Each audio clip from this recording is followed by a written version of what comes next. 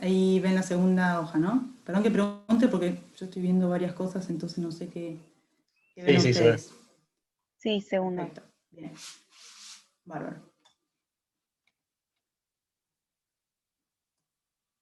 Bueno, dentro del sistema de transporte vertical, obviamente esto es algo que vemos todos los días, ¿sí? Que muchas cosas que yo les voy a decir probablemente sean cosas que ya saben porque es de la cotidianeidad, ¿sí? Y bueno, en esta clase los puntos que vamos a abarcar es un poco más en profundidad ascensores, luego vamos a ver también montacargas, rampas móviles y escaleras mecánicas. Las últimas tres, obviamente como se usan en menos ocasiones, vamos a hacer como un resumen, un repaso de su contenido, digamos, pero vamos a ver en profundidad el tema de los ascensores. Bueno, como dice también ahí en la filmina, permiten transportar personas y o cosas entre 2 o más niveles. Esto, van a decir por qué yo, pero bueno, por ejemplo en el montacargas, como dice la palabra, en general se transportan solamente cosas, esa es la particularidad. ¿Sí? Bueno, empezando por los ascensores, tenemos 3 tipos de ascensores más comunes: los electromecánicos, los hidráulicos y los que son autoportantes. Los electromecánicos, que son los más completos y los más complejos, necesitan una máquina de tracción con un motor eléctrico trifásico y una sala de máquinas de dimensiones importantes, por eso hacemos la referencia, que va a ir sobre o debajo de la instalación. Por otro lado tenemos los hidráulicos, que funcionan gracias a una central oleodinámica, y la tracción, que antes era a través de una máquina con un motor, en este caso va a ser a través de un pistón. Y luego tenemos los autoportantes, que últimamente se están usando mucho porque tienen la gran ventaja de que no necesitan una sala de máquinas. Bueno, acá vemos lo que es un ascensor electromecánico. ¿Sí?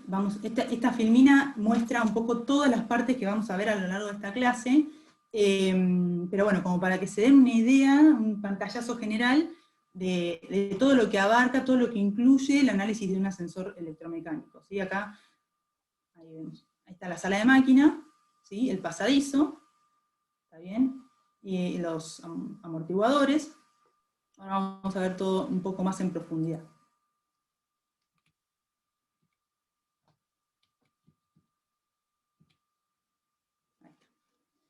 Bueno, inicialmente vamos acá a ver un corte que vamos a ver lo que sería el recorrido, ¿sí? El pasadizo va a incluir el recorrido, que es por donde va a pasar la cabina del ascensor, lo que nosotros llamamos ascensor, de ahora en más le vamos a decir cabina, y dentro del pasadizo va a tener un claro superior y un claro inferior, ¿sí? Que ustedes, capaz el claro inferior en general si están en planta baja o en un subsuelo, depende perdón, un segundo.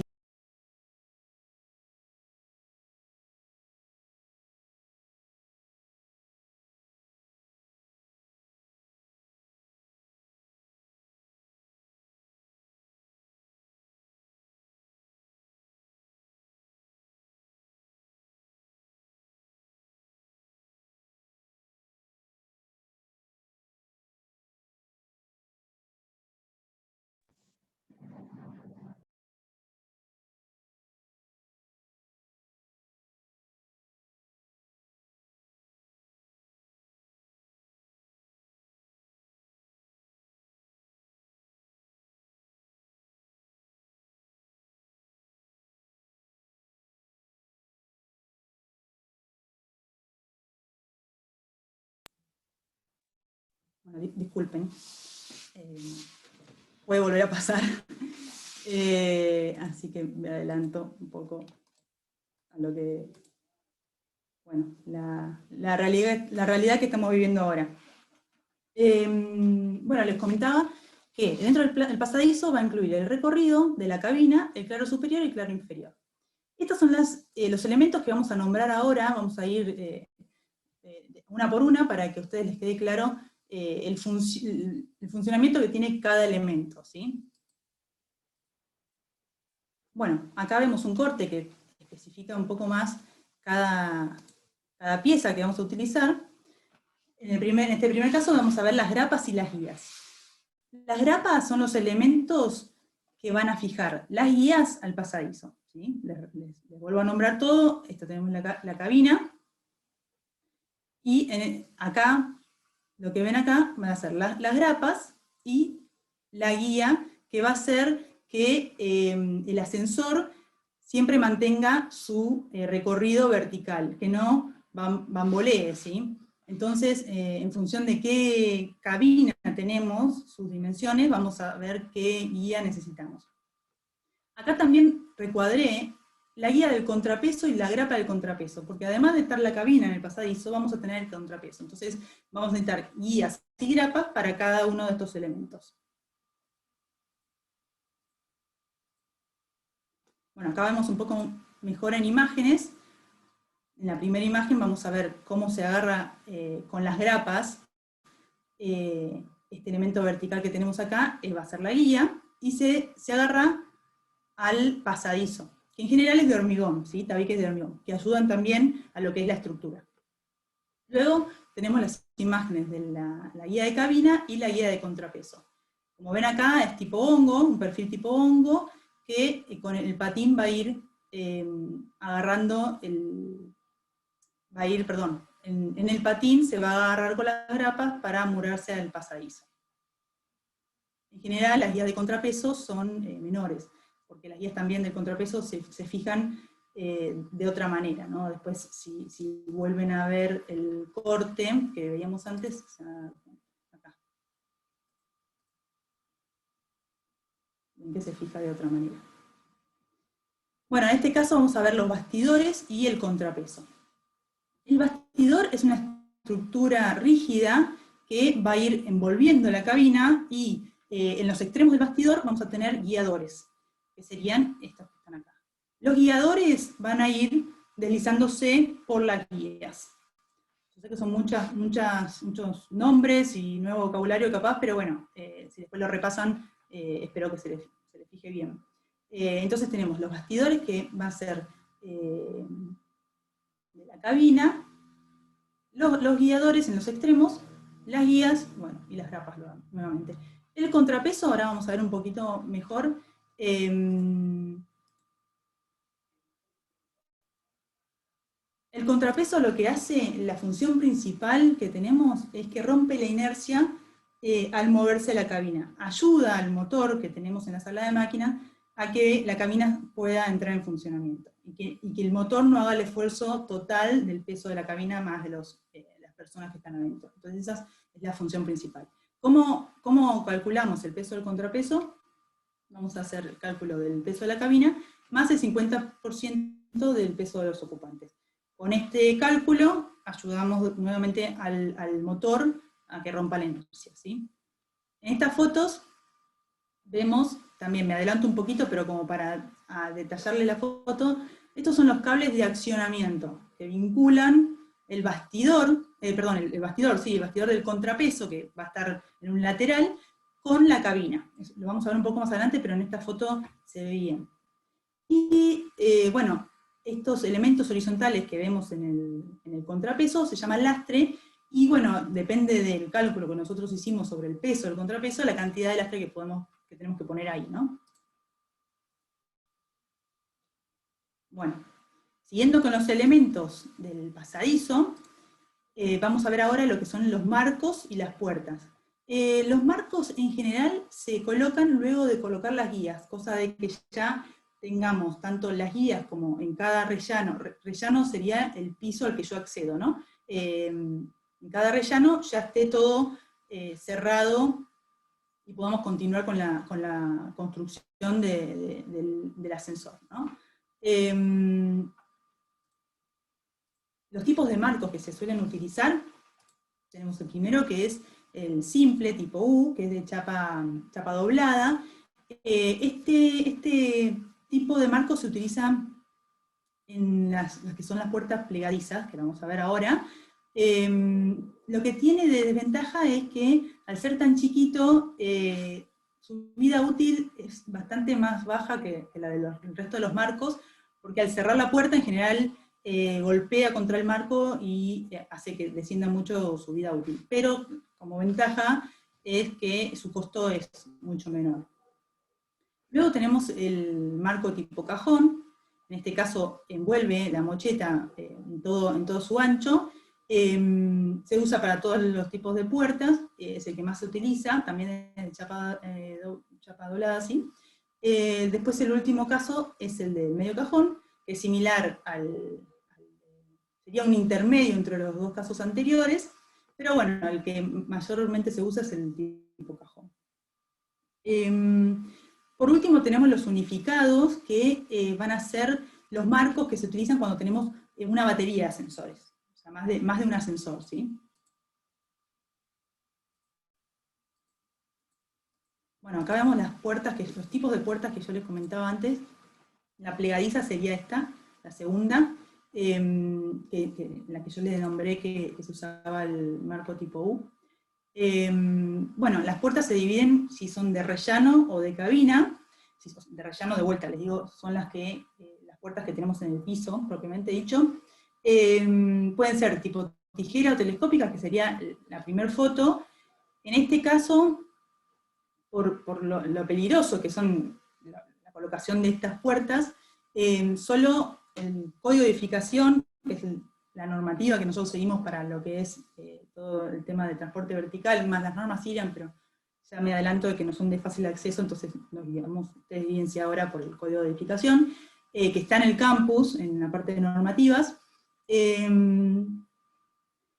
Nos pide que no se coloquen las puertas tipo tijero telescópicas en lo que es el rellano. En la cabina siguen permitidas, pero la verdad es que a mí me parece que siguen siendo peligrosas. Si uno se engancha a cualquier objeto, una cartera, una bolsa, un juguete, un chiquito, bueno, lo que sea. Entonces hubo muchos accidentes respecto a estas puertas, así que si alguien tiene que colocar una puerta en una cabina, yo no elegiría eso. La segunda, que son las plegadillas o de tablillas, se pueden utilizar tanto en rellano como en cabina. Luego tenemos las giratorias o de hoja, que obviamente van a ser únicamente de rellano, porque no podemos abrir una de estas puertas dentro de la cabina. Luego tenemos las corredizas, que en general son automáticas y se utilizan en espacios públicos. Con este tema de la pandemia, justo el cuatrimestre pasado, cuando di esta clase, pasó que en Tailandia habían agregado pedales a los ascensores para el tema de evitar el contacto, que si uno se pone a pensar, la verdad es que en un hospital o en un hotel, nos podemos encontrar este tipo de ascensores, hay mucho contacto, entonces con los pedales se evitaba eso. Y por último tenemos las puertas tipo guillotina, que en general se utilizan, primero tienen una apertura vertical, y se utilizan mayormente en edificios industriales. Bueno, y el código, lo que está pidiendo ahora es que el accionamiento de las puertas sean automáticas.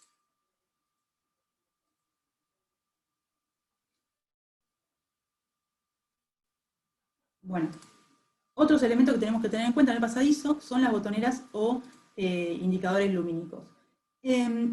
Los tipos de botoneras o indicadores lumínicos que vamos a utilizar van a depender mucho de la calidad del edificio y de su uso, ¿no?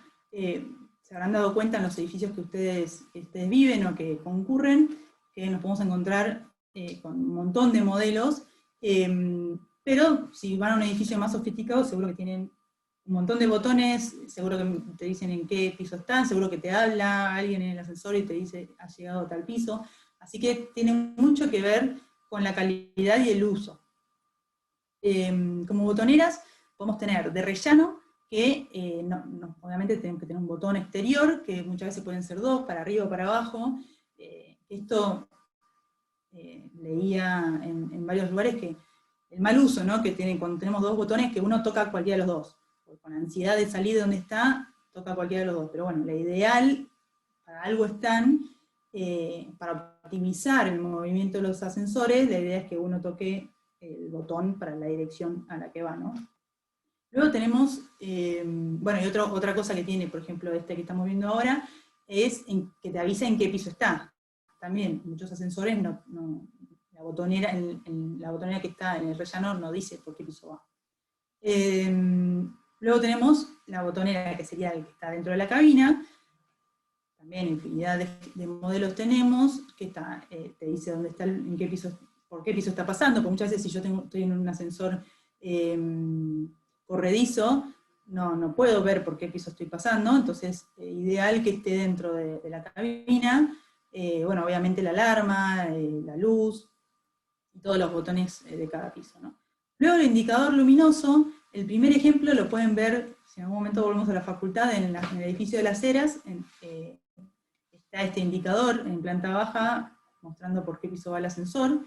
Si no, uno más moderno, obviamente, nos dice en qué sentido se está moviendo el ascensor y por qué piso está yendo, ¿no? De vuelta, depende mucho del uso y de la calidad del edificio.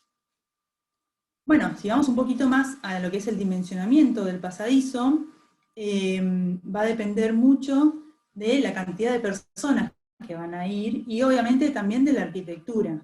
Si vemos en los ejemplos, hay muchos que tienen una puerta, o tienen dos puertas, por ejemplo, hay casos que yo entro por planta baja en el ascensor, pero ya en el siguiente piso no puedo salir por el mismo lugar porque hay un departamento, entonces se sale por el otro lado.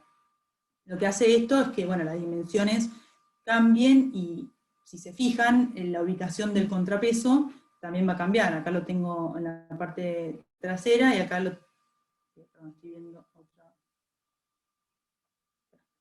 Un segundo. Ahí está. Lo tengo en la parte trasera acá, y acá lo tengo en un lateral. ¿Sí? Entonces, según acá también tengo dos puertas, entonces según cómo sea mi arquitectura, qué tipo de cabina vamos a utilizar. Y acá vemos, todo esto es del Código de Edificación, esto está actualizado desde el Código de Edificación 2019, vemos que nos dicen los lados mínimos, la superficie y el peso máximo admitido, ¿sí? Acá vemos otro tipo de ascensores, estos son más grandes, para más cantidad de personas, ¿sí? Bueno, si hacemos un repaso, vamos a ver todas las cosas que tenemos que cumplir, ¿sí? Limitaciones reglamentarias a la hora de hablar del pasadizo. Obviamente tiene que ser una construcción incombustible, tenemos que tener en cuenta las dimensiones que vamos a tener entre la cabina y la pared del pasadizo. No puede haber canalizaciones ajenas a la instalación, esto nos tienta mucho a la hora de diseñar, pasar cualquiera de las instalaciones por dentro del pasadizo, porque es un espacio, no sé si ustedes se fijaron, a veces alguno quería poner un pleno dentro del pasadizo, pero esto lo ideal es que no sea así. Luego, si yo tengo más de un ascensor, se exige que haya un tabique divisorio entre dos ascensores de 2 metros. ¿Por qué es esto? Porque si yo tengo que entrar, arreglar, obviamente la persona que revise los ascensores tiene que entrar a planta baja para revisar lo que necesite, cualquier elemento, está seguro si tiene un tabique divisorio con el siguiente ascensor de 2 metros, cosa que él está resguardado. Entonces por eso se exige este tabique. Bueno, las dimensiones mínimas de los claros superior e inferior van a depender de las características que tenga la cabina y de la velocidad a la que vaya esa cabina, ¿sí? Esto es muy importante. Vuelvo un poco a lo que habíamos visto antes. El pasadizo es el recorrido del ascensor, más el claro superior y el claro inferior. Bueno, y por último, las distintas alternativas constructivas de fondo. Ahora les voy a mostrar un par de ejemplos. Acá lo que se ve son los amortiguadores. Depende de la velocidad que tengan, qué tipo de amortiguador vamos a usar. Bueno, ahí vemos cómo se calcula el paragolpe, tanto de la cabina como del contrapeso. Los dos van a tener paragolpes. Bueno, y las alternativas constructivas de fondo que les comentaba antes, en el primer caso, vamos a ver, bueno, lo más común es que los dos amortiguadores apoyen sobre tierra firme. Entonces, esto, en general, lo que es, dependiendo de a dónde va a llegar el ascensor, muchas veces tenemos subsuelo, pero el ascensor no llega a subsuelo, tenemos solo una escalera, depende del uso que tenga ese subsuelo, si vale la pena que llegue el ascensor o no. Si llega a llegar el ascensor al subsuelo, en general está todo el subsuelo a un nivel, y en la parte del ascensor yo lo tengo que hacer el bajo recorrido, como se ve acá en la primera imagen, que depende, como decíamos antes, del tipo de cabina y de la velocidad, y en general ronda 1,20 m, 1,50 m, si eso no lo tiene que decir, si yo estoy no sé, yo calculo edificios. Bueno, el asesor de ascensores me tiene que pasar ese valor para yo poder hacer el desnivel en el subsuelo o en la planta baja, en el último nivel, digamos. El segundo caso, vamos a ver que si en el caso de tener un subsuelo y que el ascensor no llegue al subsuelo, yo puedo poner que el paragolpe del contrapeso sí llegue al subsuelo, y si por alguna razón la cabina el amortiguador de la cabina no lo puedo hacer llegar al subsuelo, la consideración que tengo que tener es que tenga una puerta de acceso, obviamente con cerradura para que no ingrese nadie, para yo poder controlar el paragolpe del contrapeso. El tercer caso sería si yo tengo un subsuelo. ¿Qué pasa? Yo acá solamente estoy poniendo el metro y medio que me requiere para el claro inferior, ¿sí? Si yo no quiero llevar el sensor al subsuelo, entonces yo como que estoy construyendo de más, ¿no? Entonces lo que se suele hacer en este caso, si yo no quiero llevar el paragolpe del contrapeso hasta el nivel inferior, lo pongo los dos al mismo nivel, pero el contrapeso, por debajo del paragolpe del contrapeso, le pongo un relleno de tierra compactada. El último caso es si yo tengo un subsuelo y por alguna razón no puedo ni poner el relleno de tierra compactada, ni llevar alguno de los amortiguadores al nivel inferior. Entonces, en este caso, la consideración que se tiene es que se le agrega un paracaídas al contrapeso. Un paracaídas, ahora lo vamos a ver en profundidad, pero me adelanto, es una medida de seguridad en todo lo que respecta al transporte vertical. En general, el paracaídas se coloca solo para la cabina, pero en este caso, en este último caso, también se lo vamos a colocar al contrapeso.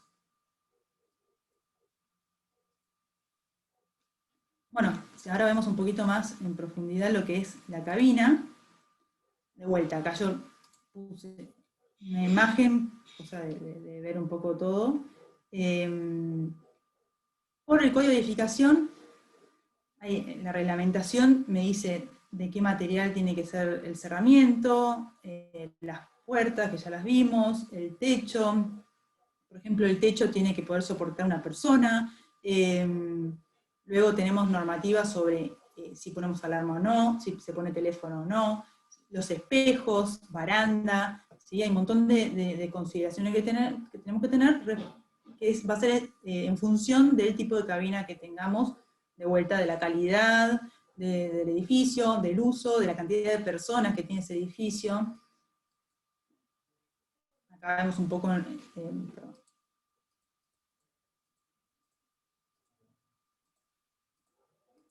vemos un poco el resumen de todas las cosas que tendríamos que cumplir.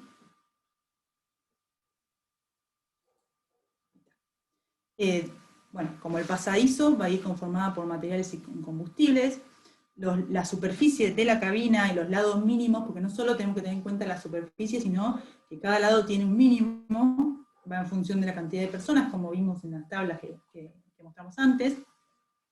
La iluminación va por circuitos independientes. Necesitamos que tenga una ventilación que puede ser natural o forzada. Todo esto depende de la superficie de la cabina. Y bueno, las consideraciones especiales que nombraba antes, los tamaños de los espejos, la altura en la que se coloca, si el cerramiento es vidriado, cómo tiene que ser ese vidrio, si colocó alarma, teléfono. De vuelta nombramos las normas IRAM, pero también se rige a través del código de edificación.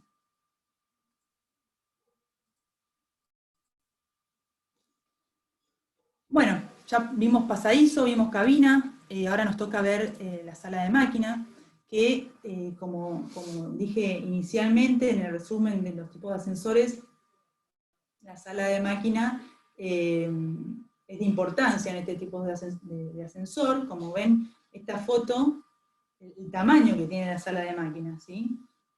Bueno, dentro de ella va a estar el conjunto motriz, el tablero de comando, el regulador de velocidad y el selector de paradas, ¿sí? El selector de paradas va a estar en función de las maniobras que tenga el ascensor. En esta foto se ve el motor con su polea, y en este caso tenemos un reductor de velocidad que está ahí a un costado.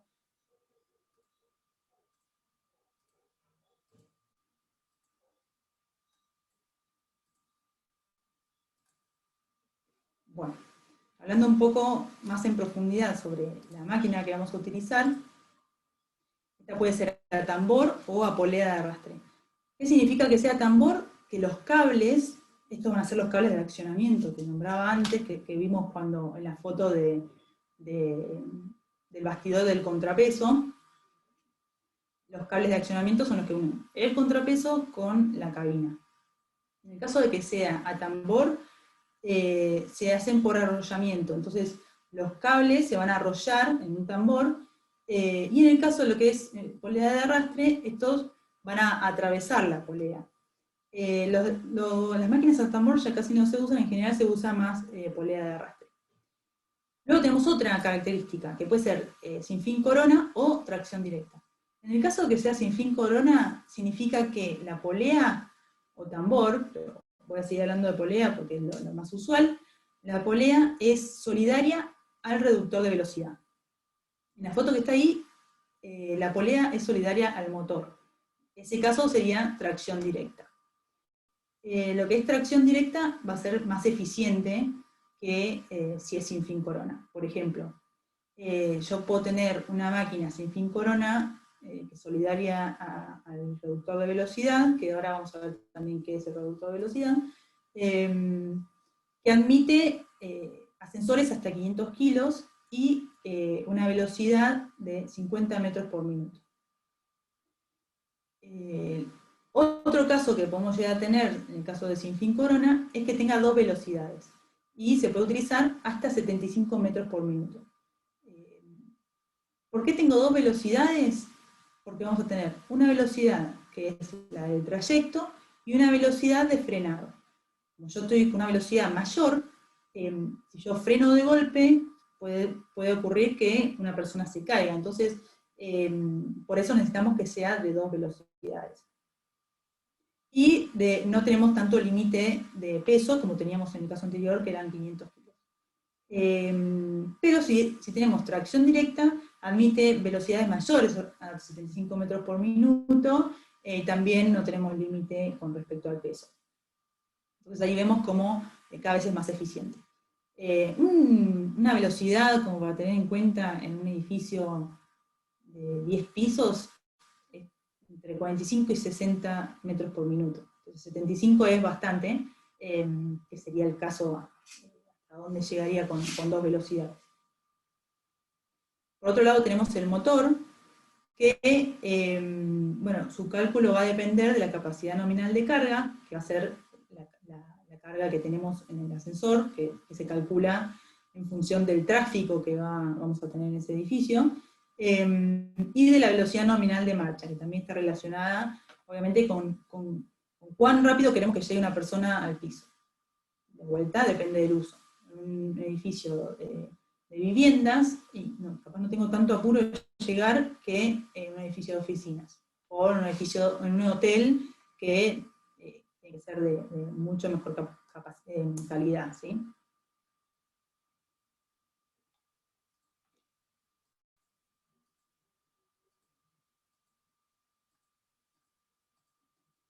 Bueno, otro elemento que tenemos en la sala de máquinas va a ser el tablero de comando.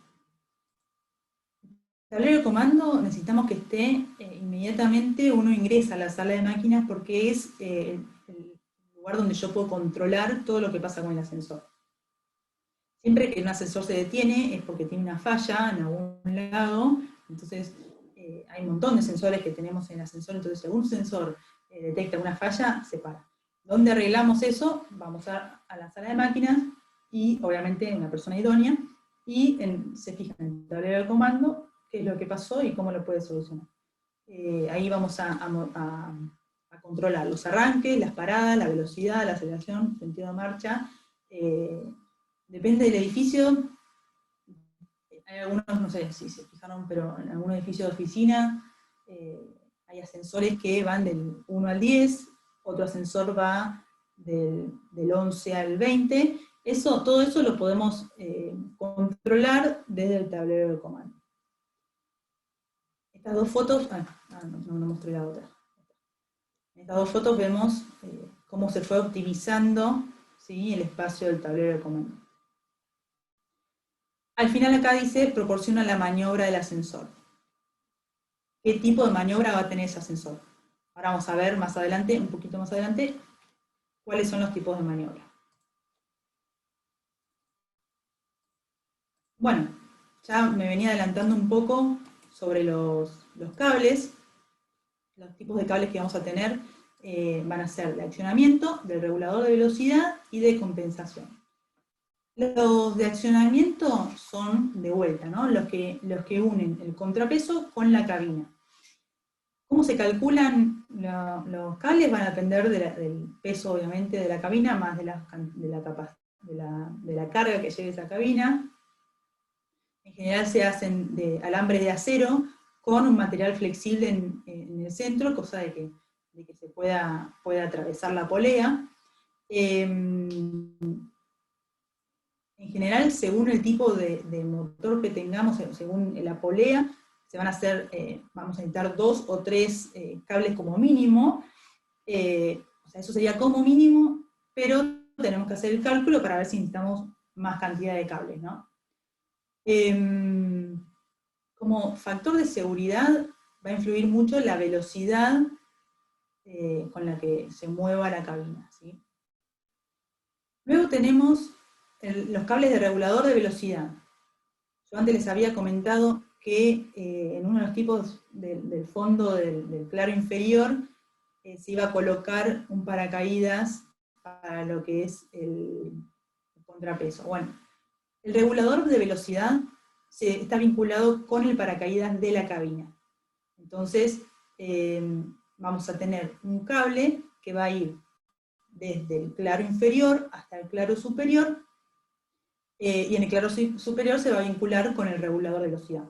Un poco de mezcla, pero más adelante cuando veamos el paracaídas van a ver bien de qué se trata. Entonces, de vuelta, el regulador de velocidad está vinculado con el paracaídas, que es un sistema de seguridad de la cabina. Luego tenemos los cables de compensación. Estos cables se utilizan uniendo el contrapeso y la cabina, pero por la parte inferior.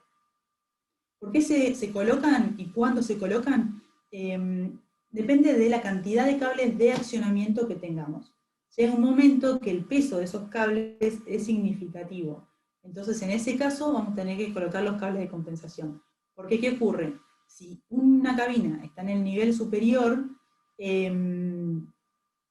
todos los cables van a estar del lado del contrapeso.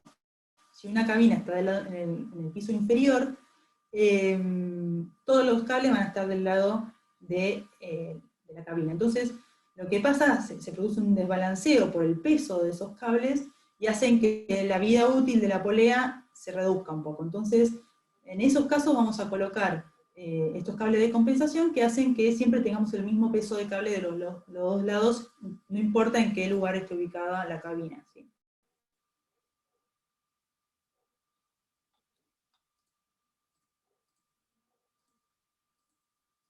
Bueno, una de las cosas que podemos modificar o afectar en el tablero de comando son las maniobras del ascensor. Los tipos de maniobras que tenemos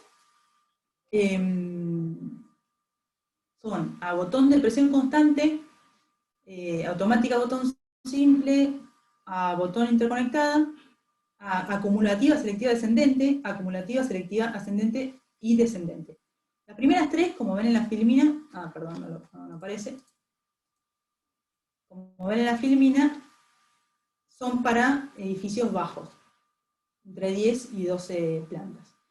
El primer caso, que es a botón de presión constante, yo tengo que tener presionado el botón en todo el recorrido del ascensor. Se usa para edificios muy bajos, o para el caso de edificios industriales también. Luego tenemos, bueno, una mejora en el caso de que sea automático o botón simple. En este caso, yo entro a la cabina, pongo qué piso quiero ir, y el ascensor va sin ninguna interrupción. Si alguien llama en otro momento, el ascensor no recibe ese llamado. Entonces eso sería a botón simple. En el caso que sea a botón interconectada, es el mismo caso, pero cuando tengo una batería de ascensores. O sea, tengo más de un ascensor. Si el primer ascensor va al tercer piso, hasta que no va, el segundo ascensor no puede recibir una llamada de ese tercer piso. Esto se produce porque yo a veces, lo mismo, la ansiedad hace que yo toque el botón de todos los ascensores. Entonces, en este caso, que es a botón interconectada, lo que hace es que, si yo llamo el botón de todos los ascensores, solo uno va a aceptar esa llamada. El siguiente caso es para ascensores para edificios más grandes, más altos. Vamos a tener el caso de que sea automática, botón acumulativa, selectiva, descendente. En ese caso, lo que va a hacer el ascensor, de manera inteligente, va a ordenar todas las llamadas, no importa en qué momento se hicieron, pero si el ascensor está en el último piso, va a ir recibiendo a todas las personas en orden desde arriba para abajo, para llevarlos a planta baja. Sin importar en qué orden se hizo. Tiene memoria, entonces, por eso dice acumulativa, selectiva, descendente. El segundo caso, que va a ser el mismo caso, pero también pasa en el sentido ascendente. Este último es casi obligatorio en lo que es hoteles, hospitales y espacios públicos de importancia. Bueno, otras consideraciones que podemos tener para comentar es la balanza que tiene el ascensor. La balanza lo que hace es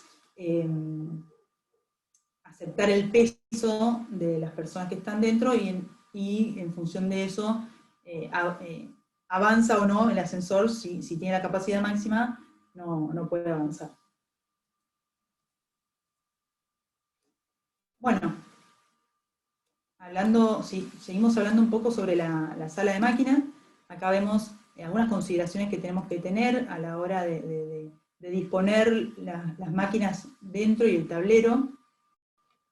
Si vemos, acá dice 0,7 metros mínimo, ¿sí? Tanto desde la entrada, como les comentaba antes, el tablero de comando tiene que estar inmediatamente, uno entra en la sala de máquinas. Acá lo que vemos en punteado es la proyección del pasadizo, ¿sí? Lo ideal es que una sala de máquinas esté inmediatamente por encima del pasadizo, para que obviamente no tengamos ningún desvío. Obviamente todo lo que es el conjunto motriz tiene que estar en la parte superior del pasadizo. Como vemos, en general se coloca una escalera. ¿Por qué? Porque en ese desnivel que nosotros salvamos con la escalera, probablemente tengamos el claro superior del pasadizo. Por otro lado, en general necesitamos 50 centímetros para poder recorrer el conjunto motriz y revisarlo. Otra consideración que tenemos que tener es que se coloca el tablero de fuerza motriz trifásico, ¿sí? Que en la clase de eléctrica comentaban que todo lo que es ascensores se maneja con trifásica. En este caso vemos que la polea es solidaria al reductor de velocidad, y luego tenemos el motor. Acá vemos también que tenemos que tener en cuenta la altura de la sala de máquina. Todo esto está en el código de edificación.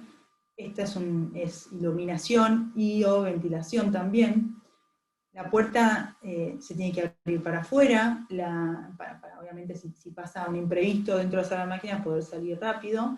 Y la escalera tiene dimensiones mínimas, es lo más chica que se puede. Otra cosa que acá no se ve, tenemos que agregarlo, es que es obligatorio tener un matafuego de 5 kilos de CO2 para cualquier imprevisto, ¿no? Como es todos elementos eléctricos, se utiliza ese tipo de matafuegos.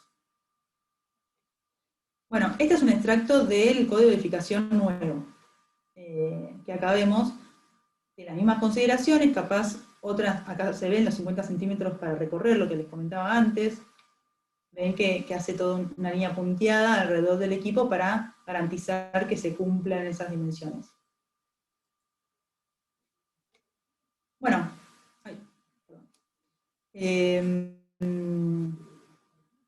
respecto al diseño de lo que es la sala de máquinas, todo esto está en el código de edificación. Muchas cosas ya las dije, capaz si las voy a pasar, pero a ver si algunas cosas no me quedaron afuera. De vuelta tiene que ser construcción incombustible. Ahí dice que el entrepiso va a estar en función del peso de las máquinas, obviamente, y tiene una altura de 2 metros. En general, también en el CIRSOC tenemos una sobrecarga que considerar para lo que es sala de máquinas. En general verifica, si vemos que las máquinas son particularmente pesadas, se tendrá consideración. Igual esto también nos lo comenta el asesor de los ascensores, comenta que el peso que van a tener las máquinas. Cerramientos no pueden ser parte de tanques, particularmente esto lo extiendo a todos los elementos estructurales, que los tanques no compartan sus paredes. En la abertura del piso donde van a ir los cables, donde van a pasar los cables de accionamiento, se tiene que hacer un borde elevado de 3 centímetros. Esto es para guardar, para cuidar los cables y también para que no ingrese nada por ese pleno. Bueno, obviamente tiene que tener acceso por salas comunes, no puede ser en un lugar privado. La puerta de combustible se abre hacia afuera, con cerradura con llave. Esto es importante porque si no se mete cualquiera y toca el tablero y puede ser macana. La ventilación y la iluminación van a estar en función de la superficie de la sala de máquinas. La superficie de la sala de máquinas va a estar en función de la cabina y del tipo de máquina que yo utilice. Otra consideración que tenemos que tener en cuenta es que se coloca un gancho en el techo de la sala de máquina para poder manipular los equipos en el caso de que nosotros necesitemos cambiarlos o repararlos. Bueno, se va a usar el gancho para poder elevar el equipo y sacarlo. Cuando hicimos la visita al edificio de Catalinas, bueno, ese edificio tiene 8 ascensores, la sala de máquinas es medio piso más o menos, y lo que tenían ahí era un riel en el techo, entonces iba un gancho que se desplazaba por toda la sala de máquinas, con ese riel te daba la libertad de poder sacar cualquier equipo de esa sala de máquinas. Obviamente en un edificio chico, como los que mostramos acá en las imágenes anteriores, con un gancho es suficiente.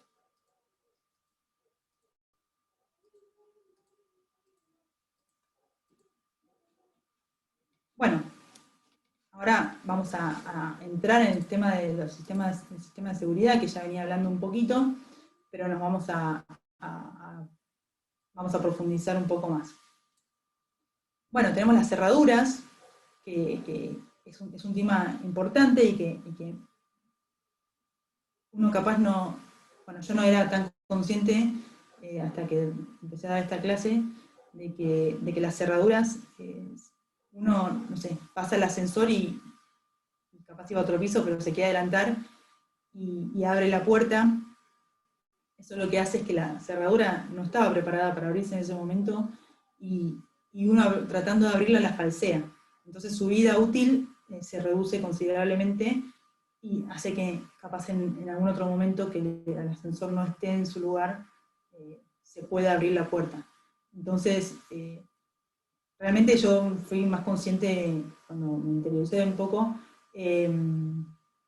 Entonces, a cuidar las cerraduras y no abrir en los momentos que no tratar de que el ascensor pare cuando no venía a mi piso.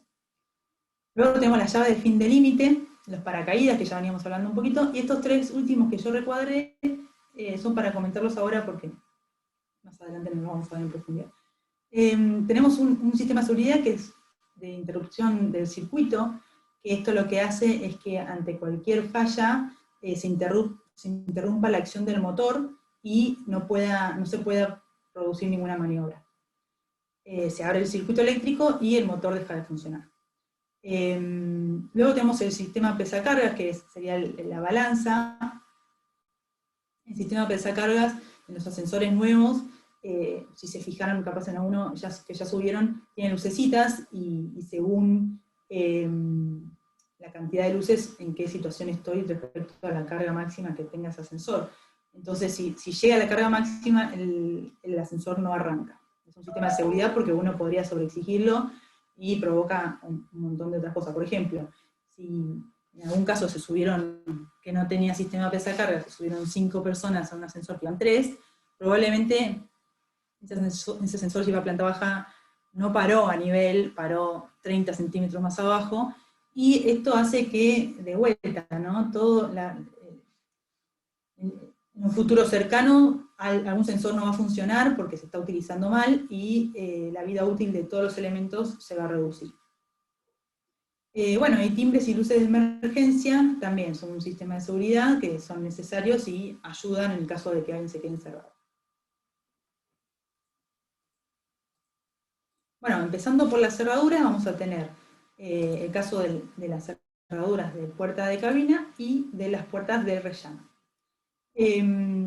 Decimos que son eléctricas o electromecánicas, porque lo que hacen es, por ejemplo, en el caso de las puertas de rellano, yo no puedo abrir la puerta si el ascensor no está en el piso.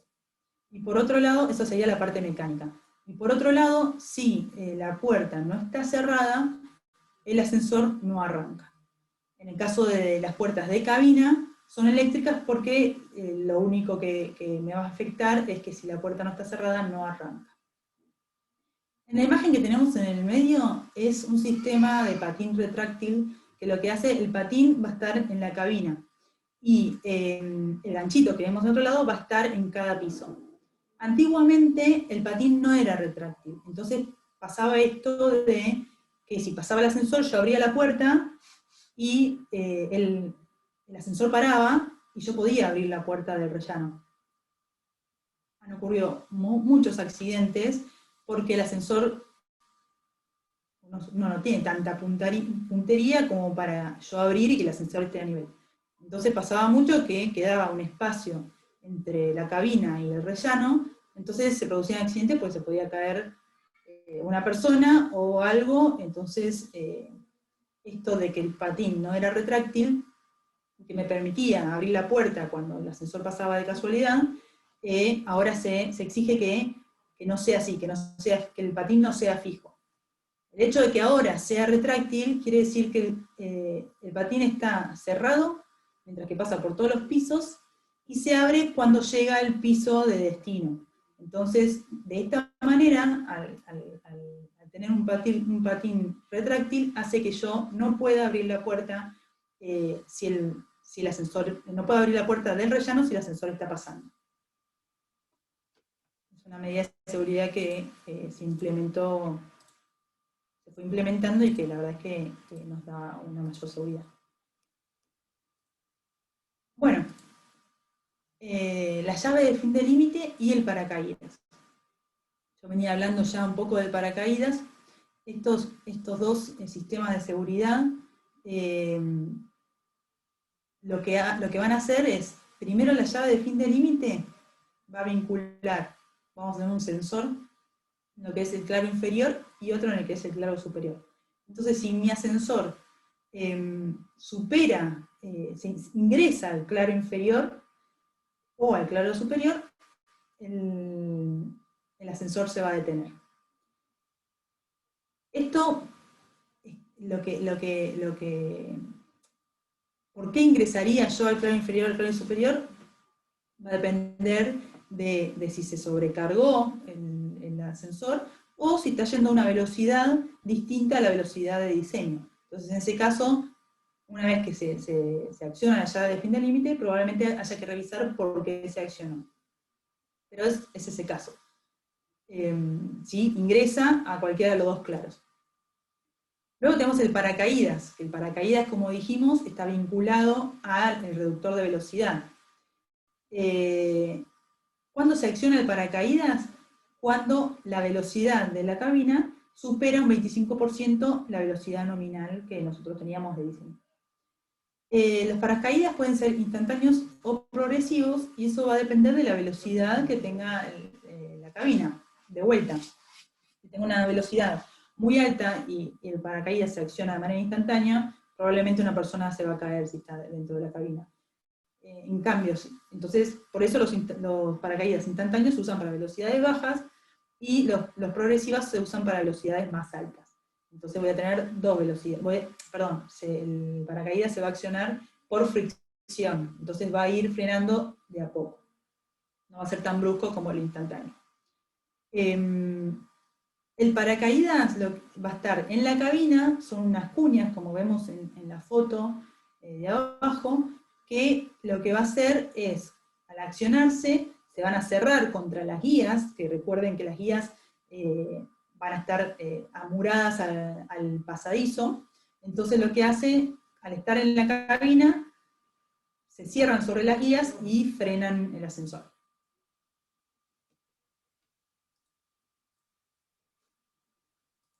Bueno, no vamos a profundizar tanto en el tráfico. Lo que me gustaría es que los chicos que van a exponer el tema de transporte vertical, no sé si hablaron con Martín, pero bueno, lo que digo yo es aparte de lo que ya hablaron con Martín. Como no profundizamos sobre este tema en la parte teórica, bueno, que lo profundicen en su exposición. Entonces, ¿de qué va a depender el tráfico? Bueno, del factor de ocupación, de la población del edificio. Estos dos casos van a estar muy vinculados sobre el uso que tiene ese edificio, de la cantidad de pisos, obviamente, de las paradas. Cuando se fijen al calcular el tráfico, van a ver que los tiempos tienen mucha relevancia en el cálculo, porque vamos a tener tiempos de espera admisible, de aperturas y cierre de puertas, va a depender de qué puerta estoy utilizando, de la parada y arranque de cabina. Todo esto, tiempo de espera admisible, depende del uso que tenga ese edificio y de la calidad del edificio. Si uno puede esperar 5 minutos, o un minuto y ya me canso y me quiero ir y me pongo de mal humor. Entonces, estos tiempos dependen del uso y de la calidad del edificio. Si es un shopping que probablemente tenga escaleras mecánicas y capaz no se usa tanto el ascensor, entonces capaz puedo esperar un poco más, o no, ¿sí? Depende mucho de los criterios que tenga uno a la hora de calcular el tráfico. Bueno, también vamos a ver qué capacidad de transporte va a tener, y la capacidad nominal de carga, que ya lo hemos nombrado, y la velocidad nominal de marcha. Estos dos últimos, si se acuerdan, van a influenciar el tipo de motor que vamos a seleccionar.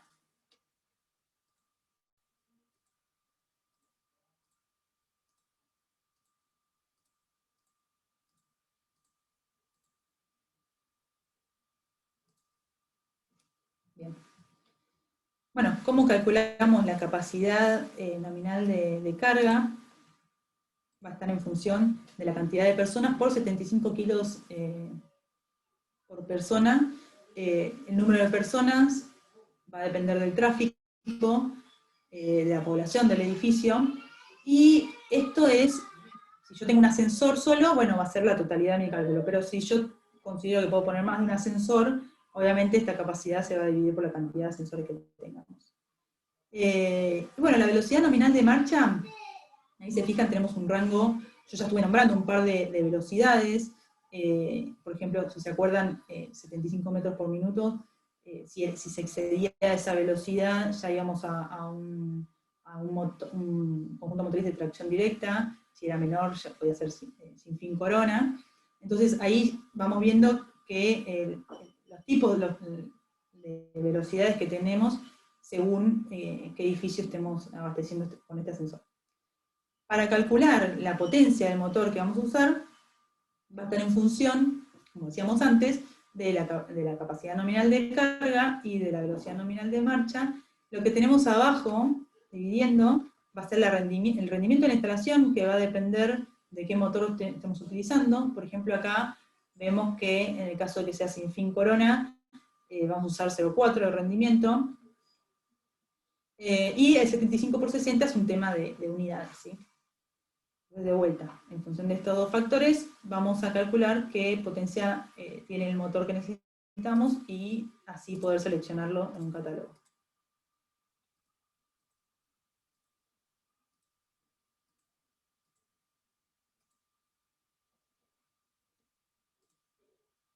Bueno, acá vemos un poco las velocidades que veníamos hablando también.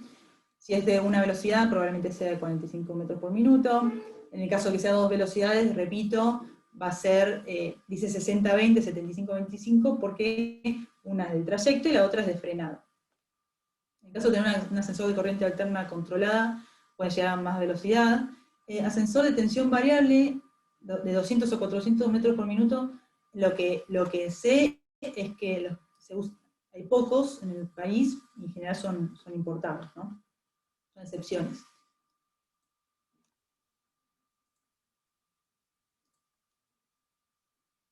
Bueno, yendo un poco a lo que es la conservación de los ascensores, tenemos lo que son el mantenimiento mensual y semestral. Esto es importante. En general, también si se fijaron en un ascensor, adentro tiene una planillita que va marcando mes a mes si pasaron a controlarlo. Yo en general me fijo, obviamente después de que doy esta clase. También últimamente vi muchos ascensores que tienen un código QR, entonces uno se mete con el código QR y puede ver el estado del ascensor, los controles que se hicieron. Bueno, si vemos lo que involucra el mantenimiento mensual, es la limpieza de la sala de máquina, del pasadizo, la lubricación de todos los mecanismos, la verificación del funcionamiento de los contactos eléctricos, el estado de los cables de accionamiento únicamente en este caso, y el control de las cerraduras de puertas exteriores. Miren qué importante es el tema de las cerraduras que se controla mensualmente. En caso de mantenimiento semestral, ya se va a ver el estado de todos los cables, se van a limpiar las guías, que este procedimiento es complejo porque se tiene que ingresar al pasadizo. Se controlan los sistemas de seguridad de la llave de límite y del paracaídas. Bueno, para terminar lo que son los ascensores electromecánicos, de vuelta les muestro la imagen que vimos inicialmente para que vean que ya recorrimos todos los elementos de este tipo de ascensor. Continuamos con los ascensores hidráulicos, que el uso de este tipo de ascensores es menor. Un poco más adelante vamos a ver un poco las ventajas y desventajas respecto al otro tipo de ascensor, pero como adelantábamos antes, se va a mover por el accionamiento de un pistón, ¿sí? Entonces, depende de qué pistón estemos utilizando, puede ser central, entonces que el pistón mueva la cabina en el centro, o puede ser lateral también, depende de qué tipo de pistón utilicemos, cómo vamos a diseñar la cabina, ¿sí? Todo lo que es la parte eléctrica se utiliza, es similar a lo que era el ascensor electromecánico. Si se fijan acá, esto es un ascensor, puede ser que sea un centro comercial, y ahí se ve el pistón. Por ejemplo, en el Alto Palermo, no sé si alguno suele frecuentarlo, está muy cerca de la facultad, los ascensores que tienen son hidráulicos, y si se dieron cuenta, la particularidad que tiene es que va muy lento, ¿no? Las velocidades son muy bajas respecto a los otros tipos de ascensores. Como ven acá en la imagen, esto es la sala de máquinas del ascensor hidráulico. Entonces, una gran ventaja que tenemos frente al ascensor electromecánico es que el espacio destinado a la sala de máquinas es realmente chico. Bueno, acá lo que les comentaba antes, vamos a tener los casos de si el pistón es central, lateral, o en el caso de tener dos pistones. Si se fijan acá tenemos un ejemplo de máquina hidráulica, ¿sí? Que es realmente compacta, ¿no? Bueno, a modo de resumen, tenemos las ventajas y desventajas de los ascensores hidráulicos. Bueno, como ventaja inicial dice fácil evacuación de pasajeros en caso de falta de suministro eléctrico porque va a bajar por gravedad, ¿sí? Bajo nivel de mantenimiento, muy bajo nivel de mantenimiento respecto al ascensor electromecánico. Si se fijan el tamaño de la sala de máquinas, se van a dar cuenta que realmente no necesita tanto mantenimiento. Esto hacia lo económico también. No sobrecarga la estructura del edificio, porque el pistón no está vinculado con la estructura. En el caso anterior teníamos la sala de máquinas en la parte superior. Luego permite mejor aprovechamiento del espacio en el edificio porque no está vinculado con nada del resto del edificio, entonces puedo ubicarlo en cualquier lugar, según la arquitectura obviamente. Suave funcionamiento de arranque y parada, bueno, su velocidad es baja, así que siempre va a ser suave el arranque. Bajo consumo eléctrico, y el aceite que está en la parte del sistema hidráulico no se consume, se reutiliza. Como desventaja, el pistón va a tener la misma longitud que la altura del edificio, por lo que en general se utiliza en 3 o 4 pisos, no más. De hecho, además de ascensores hidráulicos, este tipo de funcionamiento lo vemos mucho en lo que son montacoches.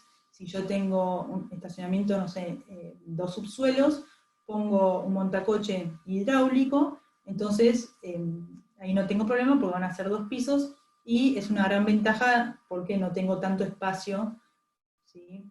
Capaz para hacer rampas.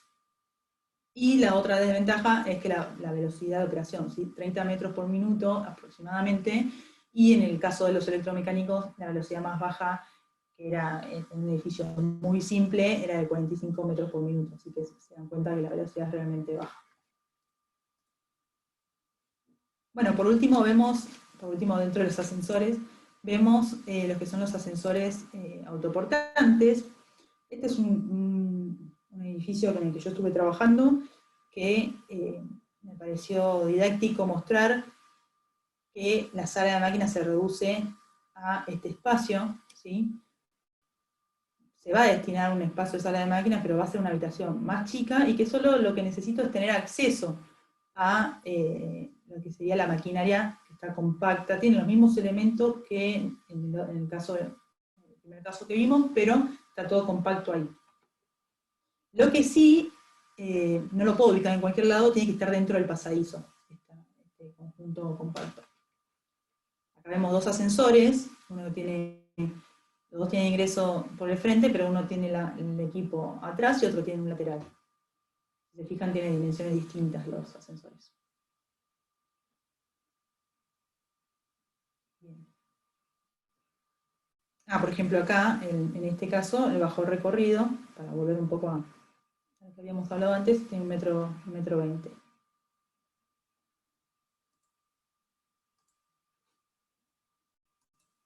Bueno, comentando un poco sobre las escaleras mecánicas, obviamente van a estar en general en edificios públicos, como ser centros comerciales, o puede ser un banco, o en algún, bueno, ahora no me acuerdo cómo se llama, pero en el shopping que está cerca de la facultad tiene la escalera mecánica en el exterior. Su velocidad es muy similar a la de los ascensores hidráulicos. Bueno, en este caso tenemos el motor eléctrico que va a impulsar una rueda, ¿sí? Una cadena, que va a hacer que los escalones están todos unidos de manera continua, entonces va a hacer que gire la cadena de escalones para tener un movimiento continuo en la escalera mecánica. Como medida de seguridad se coloca, tanto en la parte inferior como en la parte superior, se aplanan 3 escalones para que uno pueda ingresar y estar un rato acomodándose, que es una medida de seguridad para que uno se acomode y no se tambalee, ¿no? Por otro lado, también tenemos faldones a los costados de la escalera mecánica para que no ingrese ningún objeto en los costados.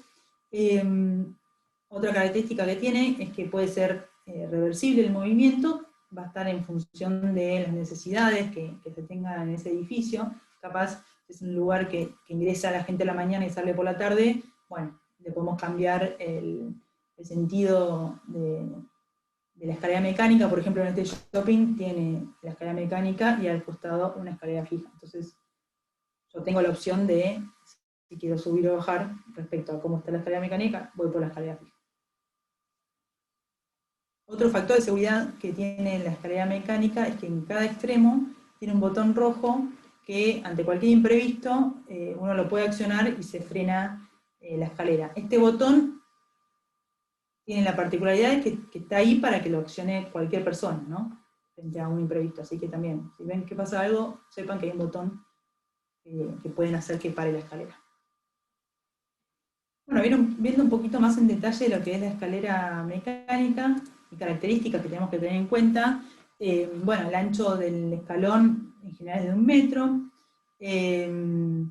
Lo de los 3 escalones ya lo comenté antes. Tiene una inclinación óptima de 30 grados, y la velocidad que comentábamos también era de 30 metros por minuto, perdón, como la de los ascensores hidráulicos.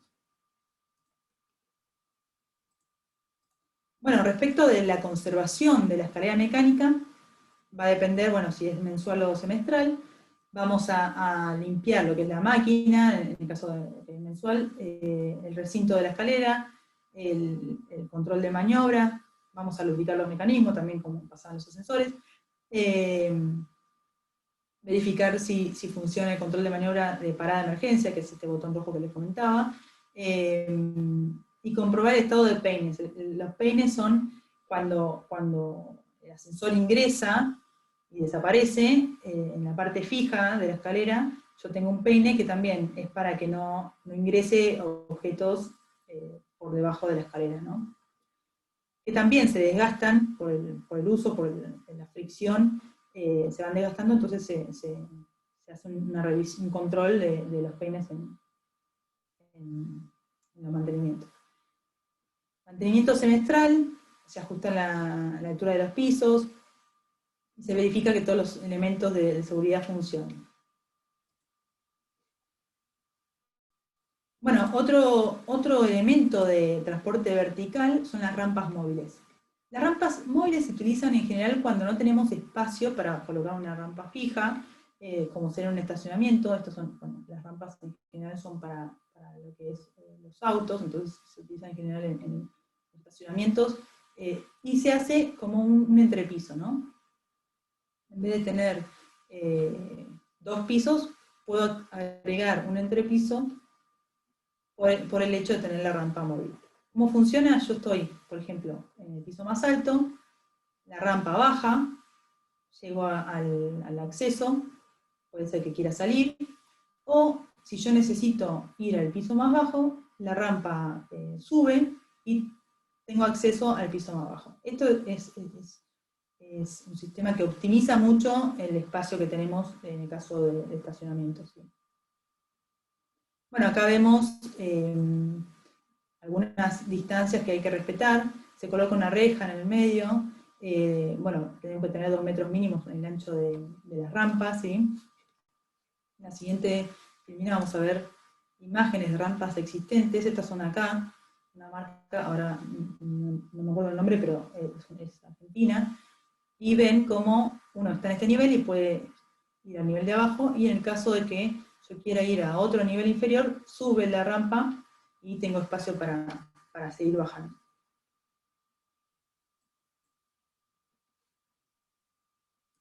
Bueno, la normativa a la que podemos acudir si queremos profundizar un poco sobre el tema de ascensores o cualquier transporte vertical, lo pueden ver en cualquiera de estas normas. Acá también vamos a ver, hay un caso de registro de verificadores que es nuevo y que más o menos nuevo, que es lo que hace que las empresas puedan trabajar con ascensores, que empresas de conservación puedan ir a revisar los ascensores, ¿sí?